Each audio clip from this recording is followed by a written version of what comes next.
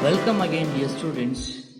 In the last class, we have studied about the lesson, The Enchanted Pool. But today, we are going to study about the poem Upagupta. Dear students, the poem Upagupta is written by Rabindranath Tagore. Rabindranath Tagore is the greatest of India's modern poets. He was born in an affluent Bengali family in the year 1861. Besides as a poet, he was a novelist and he used to write lots of novels and essays, and also he is the greatest dramatist. So Tagore was awarded the Nobel Prize in the year 1913 for his book Geetanjali. He was the founder of the internationally famous institution Vishwabharati at Shantiniketan. His poetry is profoundly and unmistakably Indian. He restates the wisdom of India in verse by mingling love, friendship, and music. The poem Upagupta establishes the importance of essential pleasures, the root cause of sorrow being attachment of material pleasures, etc., and many such philosophical and spiritual truths also. Tagore achieves this through the incidents in the life of a dancing girl and her meeting with an ascetic called Upagupta. So this poem is about the story of a Buddhist monk Upagupta, a disciple of Lord Buddha, and the dancing girl of Mathura Vasavadatta. So the Vasavadatta was a famous and a beautiful dancing girl. She was proud of her beauty, youth, and her wealth. Upagupta was an ascetic, an epitome of kindness, wisdom, and selflessness. One dark night, while walking, Vasavadatta stumbles over the body of Upagupta, who was sleeping on the dusty ground. So this poem explains the conversation between these two people. Upagupta explains two sides of the life, that is happiness and sadness. Upagupta explains her in detail when he meets her first time and the second time. The poem presents two moments in the life of a dancing girl. The dancing girl comes to Upagupta, the disciple of Buddha, on a dark night and invites him to her house. But Upagupta rejects her invitation, saying, "When the time is ripe, I will come to you." So she is described as proud of her youth and beauty. And she meets the ascetic again after a long time when she is stricken with black pestilence and is thrown out of the city. The ascetic comes to her and consoles her. These are the two meetings Upagupta and the dancing girl meet. So he says that it is the right time to visit her. The two moments shown in the life of a girl are the two cardinal moments in her life, two important phases of one's life.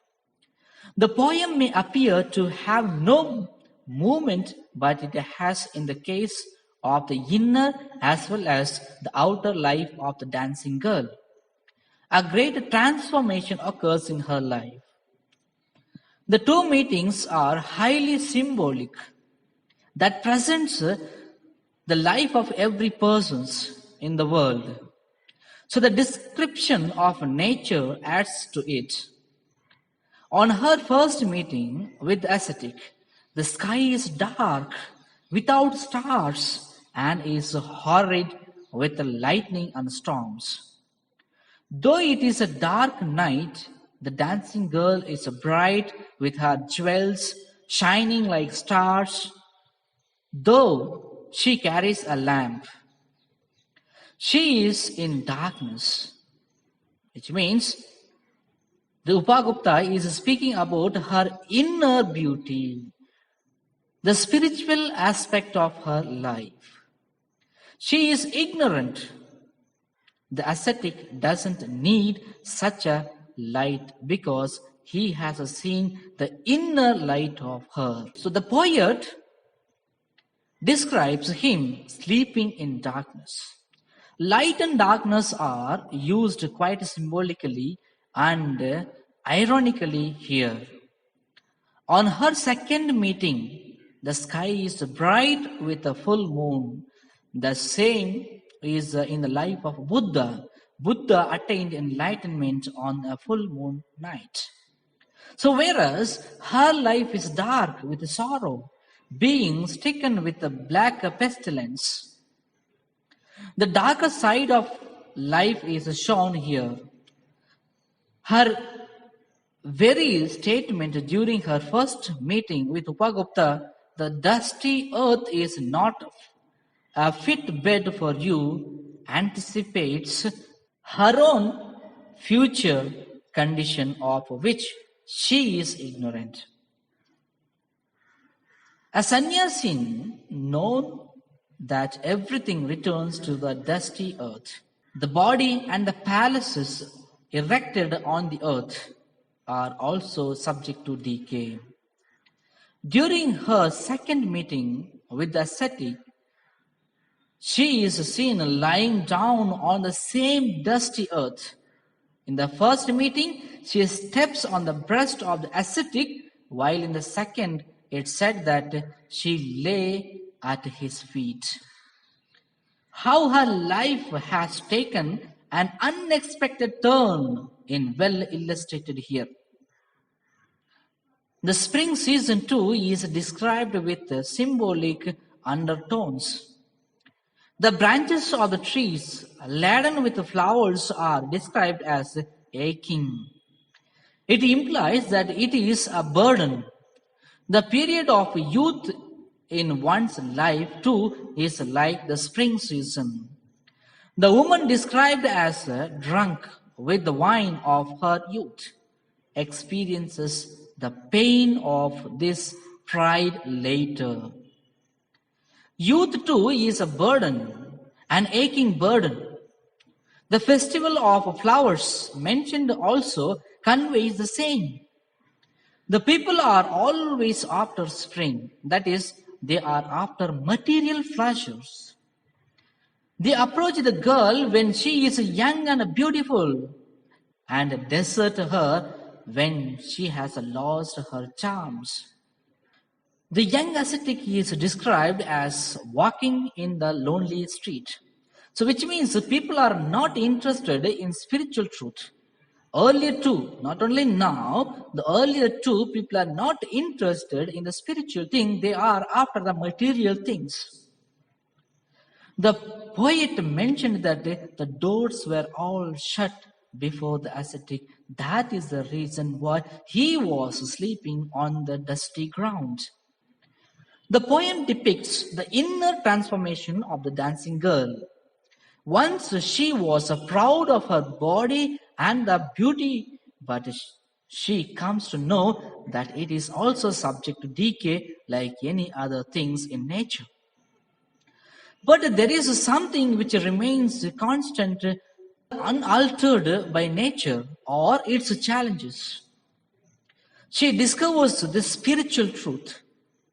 She understands the reality of life.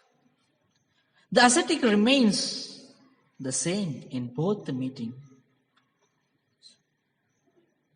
So he is not at all attached to worldly pleasures. He is aware of the happy and sad sides of life. That is why his action is described as austerely beautiful. He knew what life is. He knew the both sides of life, the sorrow and the happiness, the youth and the decay. So it is not an action resulting from the ego.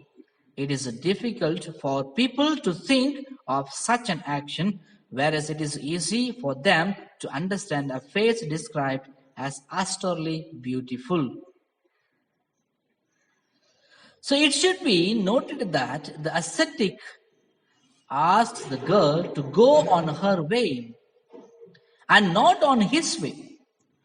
So he does not impose a path on her. So this is the fundamental features of Buddha's teaching.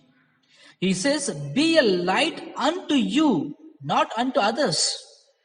When the ascetic says, when the time is ripe, he doesn't refer to the ripe time for him, but for that particular person, here, the dancing girl. Only when she realized the importance of material pleasures from her own bitter experiences, the time will be ripe for her. Only then she will understand what is real and what is unreal. So one discovers oneself only when one is free of mistakes. Earlier, the saying to him as to any other attractive man. She was so proud of her youth that she couldn't see his spiritual beauty. It is in the second meeting that she finds it. Yes, dear students, the poem is rich with a beautiful imagination. So, dear students, the poem urges us, invites us, makes us to understand, to look into our own life, our inner beauty than the external beauty that the world is after. Every person in the world goes after the worldly pleasures, not finds the real beauty of inner self, the good self, the goodness, the good attitudes, but it, he always wants the worldly pleasures. But this poem urges each one of us to find the inner beauty. So let us try to find our inner beauty, not the external beauty. Thank you.